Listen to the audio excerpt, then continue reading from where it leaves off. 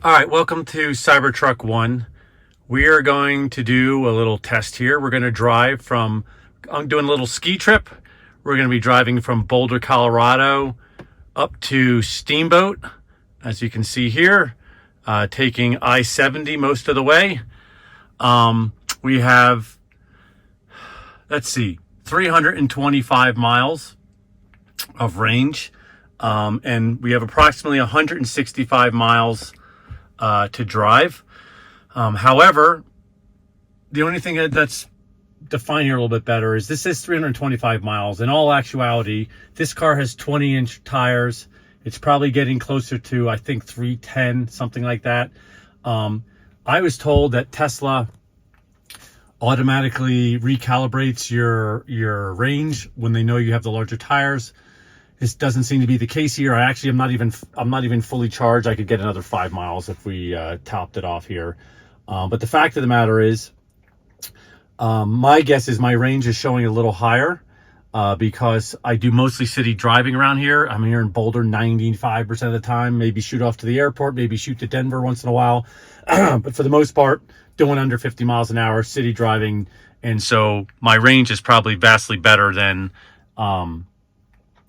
what it would normally be for people who are driving on the highway. Anyway, we're going to find out topography, speed, temperature, all these things affect range. I don't believe for one moment we're going to have to stop and charge on the way, although there are ample places to do so. Should get there with no problem. I'm going to charge at the house that I'm staying in, but let's see real world conditions.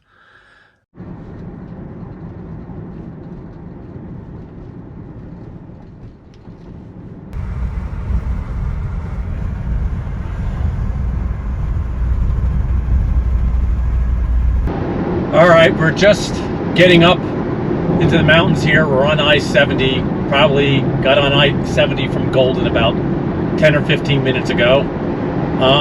Temperatures are maintaining actually a little warmer. We got 58 degrees. I'm sure it's gonna start to go down as we get further and further into the mountains.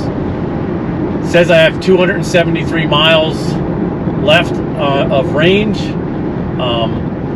Again, the grade here is probably bouncing around from 5 degrees to, I know that 7 is generally the steepest, but we'll keep continuing and let's follow along. So it should be noted that I am driving, right now I'm doing 62, but I'm not babying it. I'm going along with traffic. I'm not doing 85 in the left-hand lane, but I am doing what everybody else is doing.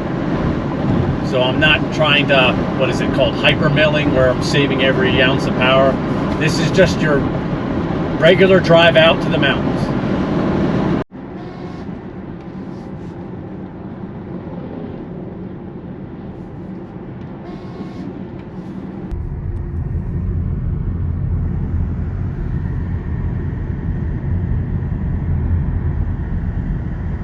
All right, we're starting to come down the big hill here, down into Dillon. Temperatures are finally starting to drop. I was hoping it was going to be a little bit colder for this review, but we're getting there now. It's 38 degrees. We have 208 miles left of range. We're going to be turning north soon, heading our way up towards Steamboat. But we're making good progress. We have about 90 miles to go before we get there, and I suspect temperatures will continue to drop. All right, we're still making our way here, going north towards Steamboat. If you look at the big map here, this is where we started originally from Boulder. Now that I guess there's no satellite, it's not refreshing as quickly, but here's Boulder. We're a little bit more than, I'd say, almost 3/4 of the way there. We have 64 miles to go, doing 68 miles an hour. It's now 26 degrees. And so we've had a mixed bag of temperature, topography, speed. I think this is a reasonably good assessment. Again, I wish it was colder so we could really test the bounds of the car. But I have 193 miles left of range. So we're looking pretty damn good.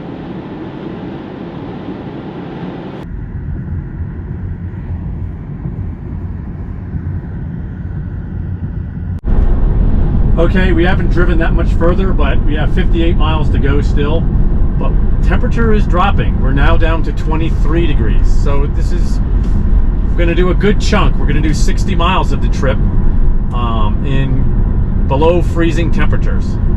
Doing 50, we're bouncing around here, 55 to 65, depending upon what the traffic's doing out ahead of me. Okay, getting closer. We're now 33 miles away from Steamboat. Still, we're doing 60 now, but we've been up to 75. The roads are a little windy here, so I've slowed down. The temperature says 20 degrees now, but just a moment ago it said 19, so we're actually trending further down. We have approximately 158 miles of range left, so we're still looking pretty damn good, to say the least. On a ride that we would argue is between topography, very, very steep. My speeds have been, over 55, 65, 75, and temperatures are cold.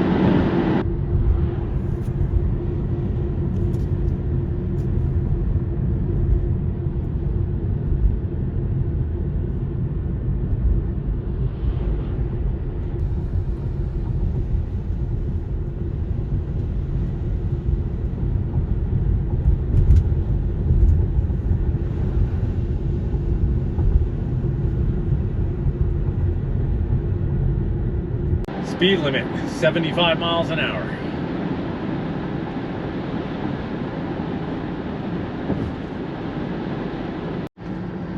Okay, we're at 20 miles left. This is the final push uphill.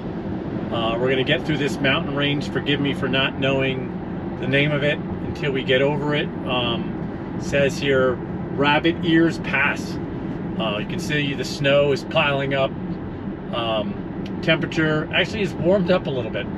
We're up to 24 degrees, still below freezing, obviously. We're doing almost 60 miles an hour. Again, this is probably the final trek here is going to be some of the steepest roads of the entire trip. And so we're going to make it just fine. We're at 129 miles of range left at this given moment. It says we have 20 miles to go, and we're going to be skiing pretty soon.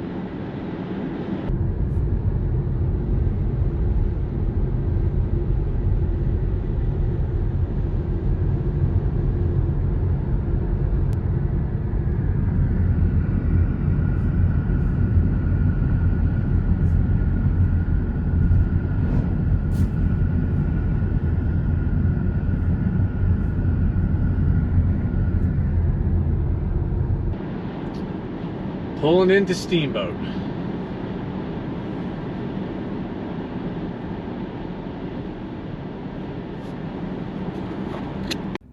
All right, guys, we're here, Steamboat, Colorado.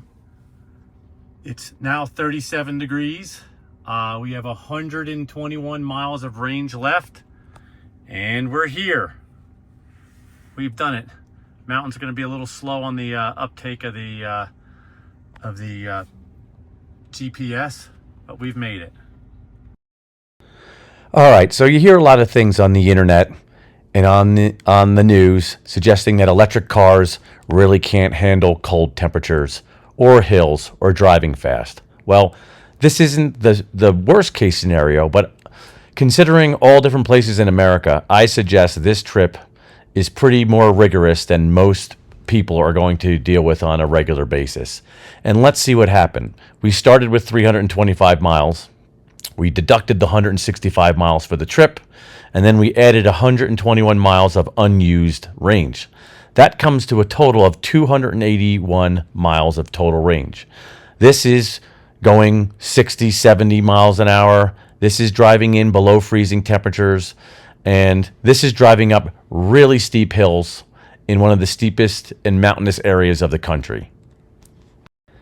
Now, I understand that just throwing the 121 miles of unused range onto the total is unfair because we're not sure what that distance or that range would be subjected to, much like on the first part of this trip.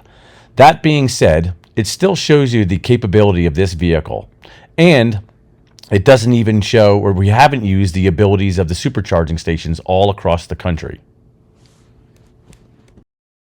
Thanks for following Cybertruck 1. We'll see you at the next one.